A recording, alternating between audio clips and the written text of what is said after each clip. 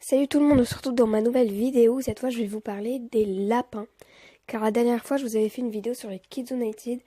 Du coup maintenant ça va être sur les lapins. Voilà, je vais alterner une vidéo Kids United, une vidéo animaux, une vidéo Kids United. Je vais essayer d'alterner le plus possible pour que vous ayez de tout. Donc aujourd'hui je vais vous montrer ce qu'il faut et ce qu'il ne faut pas faire avec son lapin. Donc j'ai pris un fond, ce sera le fond de toutes les vidéos concernant les animaux. Après pour les Kids United ça changera. Donc, quand j'avais un lapin, moi je m'étais fait une petite fiche, je vous conseille de le faire vous aussi, c'est très pratique. Où j'avais marqué tout ce qu'il fallait faire et ce qu'il ne faut pas faire avec son lapin, comme l'indique le titre. Donc, en premier, il faut jamais mouiller les oreilles, car si vous mettez de l'eau dans ses oreilles, ça rentre et ça ne ressort plus. Ensuite, c'est un conseil, il ne faut pas lui donner de légumes frais le matin, sinon il peut avoir la diarrhée. Ensuite, bien sûr, il faut le brosser, hein, bon, comme tout le temps. Hein. La règle d'or, on va dire. Ensuite, il faut qu'il ait une cage pour un petit lapin d'une cage de 1,1 m 20 sur 50 cm. Minimum pour un petit lapin. Ensuite, il faut avoir une cage à barreaux, pas une cage en vitre, parce que si c'est une cage en vitre, bah en fait, l'air il va être conditionné. Voilà, l'air il va pas bien passer, puis il sera plus sociable. Ensuite, il faut pas dépasser les 20 degrés, donc ça, c'est compliqué, mais bon. Voilà, le lapin, ça a très vite chaud, froid. Ensuite, il faut souvent lui donner du foin. Le foin, ça assure 90% de son alimentation, donc c'est très important.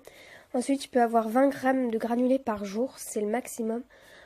Après, il est préférable de faire les vaccins, surtout contre la vagiémoration morale, donc la VHD, et la myxomatose. La myxomatose, pour nous, c'est comme si on avait le cancer.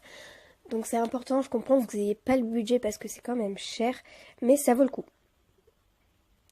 Ensuite, il faut jamais l'abandonner. Ça, tous les animaux, il faut jamais abandonner.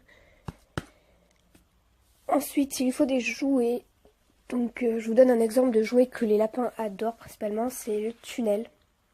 Mais tant qu'il a des jouets pour se divertir, c'est bien quoi. Ensuite, il faut le sortir en liberté minimum 2 heures par jour.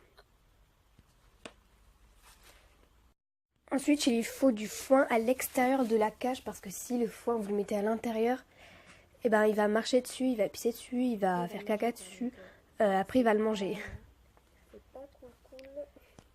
va faire caca dessus. Après, il va le manger.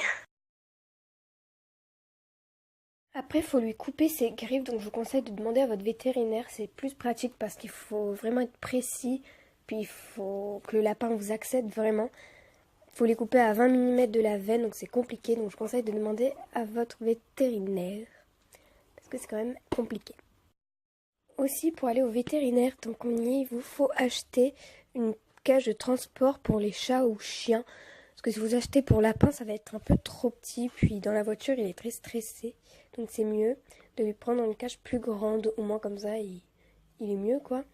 Plus confortable. Et si vous l'achetez en ferme, votre lapin, eh ben, il vous faut, dès que vous l'avez, le caresser pour qu'il s'habitue vite à vous. Parce que quand vous l'achetez en ferme, ben, il est sauvage. Donc du coup, faut le caresser, faut l'habituer à vous dès le début, c'est mieux. Contrairement à ce que si vous l'achetez dans des magasins, bon, je vais pas citer le nom de magasin, mais vous me comprenez quoi, des magasins, là il sera pas sauvage. Donc cette vidéo elle est terminée, j'espère qu'elle vous aura plu, surtout qu'elle vous aura donné